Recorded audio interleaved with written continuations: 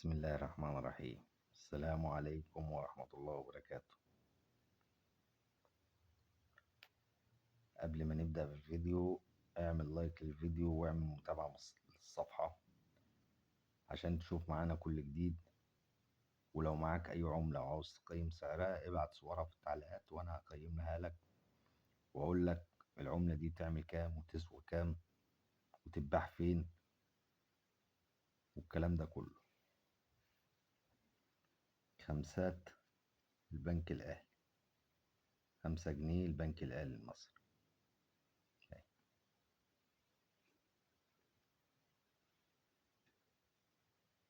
5 جنيه البنك الأهلي المصري، ودي 5 جنيه برضو البنك الأهلي المصري، ودي 5 جنيه البنك الأهلي المصري. 3 حالات قدامك اهم لل5 جنيه.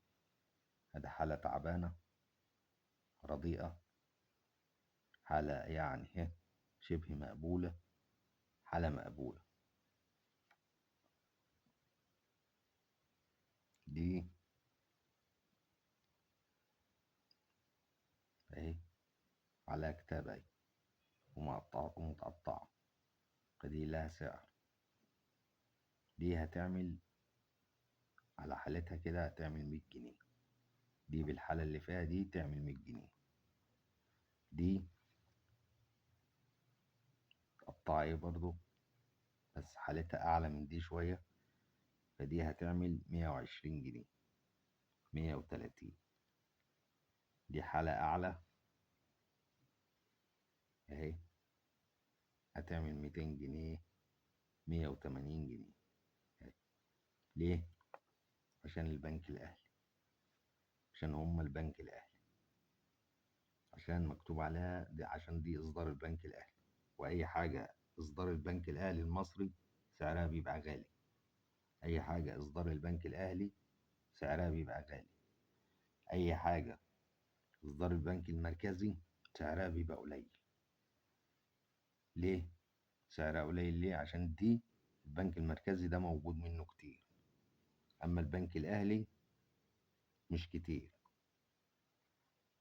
فأي حاجة البنك الأهلي سعرها بيبقى أعلى من البنك المركزي، عشان دي قليل وده كتير. فقلنا دي ده بقى حالته مهرية أهو طلعان عينه، هيعمل 50 جنيه. ليه 50 جنيه؟ عشان هو البنك المركزي والحالة تعبانة، الحالة تعبانة. ده جنيه أهو البنك الأهلي أهو، حالته برضو يعني شبه تعبانة، فده يعمل 100 جنيه. يعني ده هيعمل 50 وده هيعمل 100. ليه؟ عشان ده بنك مركزي وده بنك أهلي، فده أغلى من ده. ده هيعمل 100 جنيه. الحالة اللي في إيديا دي ده 100 جنيه. الحالة العالية منه الأنصر الزيرو ممكن توصل ل500 جنيه، ولو رقم مميز يخش في 1000 جنيه، تخش في 1000 جنيه. ده الحالة الأنصر منه هتعمل 150 جنيه، ولو رقم مميز تعمل 200 جنيه. شوف الفرق بقى. يعني ده لو رقم مميز يعمل 200 جنيه، ده لو رقم مميز يخش في 1000 جنيه. شوف الفرق قد إيه، عشان ده بنك أهلي وده بنك مركزي. نفس الحال برضو في ال5 جنيه، لو فيها رقم مميز ولا كده ممكن تخش برضو في 1000 جنيه.